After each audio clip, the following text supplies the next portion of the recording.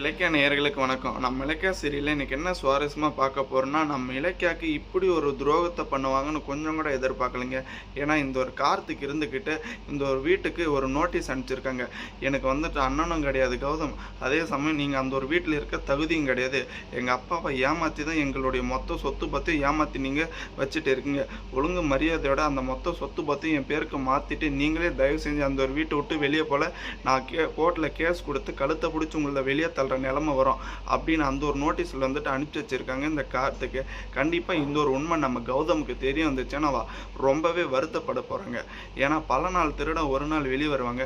இந்த எஸ்எஸ்கேவோட சூழ்ச்சினால பாதிக்கப்பட்டது நம்ம கௌதம் இலக்கியா அப்படின்னு நினைச்சிட்டு இருக்காங்க இந்த கார்த்திக். ஆனா அதுதாங்க கிடையாது. ஏன்னா இந்த கார்த்திக் இருந்துக்கிட்டு எப்ப அந்த ஒரு வீட்டை விட்டு வெளியே வரணும் அப்பதாங்க நம்ம கார்த்திக் நம்ம அஞ்சலியும் உருப்படியா வந்துட்டு வாழ முடியும். ஏன்னா இந்த கார்த்திகை வந்துட்டு ஒரு சதுரங்க ஆட்டத்துல ஒரு முற்றுப்புள்ளியா தான் நம்ம எஸ்எஸ்கே யூஸ் பண்ணிட்டு இருக்காங்க.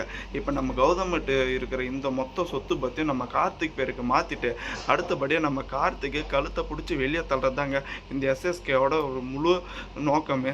அது கண்டிப்பாக வந்துட்டு ஒருபோதுமே நம்ம இலக்கியாவும் நம்ம கௌதமை விட்டு தர போகிறது கிடையாது.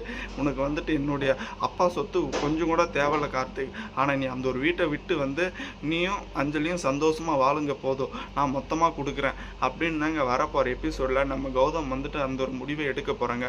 ஏன்னா அந்த தக்ஷாசினி இருந்துக்கிட்டு நம்ம அஞ்சலி என்ன சொல்லி மயக்கினாங்க அப்படின்ற உண்மை இப்போதாங்க புரியுது. ஏன்னா அந்த ஒரு மொத்த சொத்து பத்துக்கும் ஆஃபீஸ் மொத்தத்துக்கும் இப்போ அதிபதியாக நம்ம கார்த்திக் தான் இருக்கணும்னு ஆசைப்பட்டுட்டு இருக்காங்க. ஏன்னா இந்த அஞ்சலிக்கு வந்துட்டு ஆல்ரெடி பேராசை ரொம்பவே அதிகமாகவே இருக்குங்க. இதை வந்துட்டு அனுபவிச்சுட்டு வேண்டியது நீ. ஆனால் எங்கேருந்தோ வந்தவ இந்த இலக்கியா அவள் அனுபவிச்சுட்டு இருக்கா. ரெண்டு பேரும் ஒரே வீட்டில் தான் நீங்கள் பிறந்து வளர்ந்தீங்க. ஆனால் இந்த இலக்கியா மட்டும் பணக்காரியாக வாழ்வா, நீ வந்துட்டு இப்படி தினந்தோறும் கஷ்டப்பட்டு வாழணுமான்னு இந்த அஞ்சலியோட ஒரு கெடு எண்ணத்தை உண்டாக்கிட்டா. ஆனால் கண்டிப்பாக வந்துட்டு வரப்போகிற எபிசோடில் நம்ம கௌதம் இருந்துக்கிட்டு இதுக்கு ஒரு முற்றுப்புள்ளி கட்டினா மட்டும்தாங்க கண்டிப்பாக வந்துட்டு முடிவே தெரியும். ஏன்னா இந்த எஸ்எஸ்கே வந்துட்டு நம்ம அடி மனசுலேருந்து ஒரு வெறுப்பை கொடுத்துட்டு இருக்காங்க நம்ம கார்த்திகோட மனசில். போகிற போக்கில் பார்த்தீங்களான்னா நம்ம கார்த்திக் இருந்துக்கிட்டு இப்போ அண்ணனே வேணான்னு சொல்லிட்டு கேஸ் கொடுக்குற நிலைமைக்கு போயிட்டாங்க. அடுத்தபடியாக நம்ம ஜானகி அம்மாவும் நம்ம கௌதமும் அந்த ஒரு வீட்டை விட்டு வெளியான பத்தில் 100% வாய்ப்பு இருக்குங்க. நீங்கள் மறக்காமல் உங்கள் கருத்துக்களை கமெண்ட் செக்ஷனில் கமெண்ட் பண்ணிட்டு போங்க.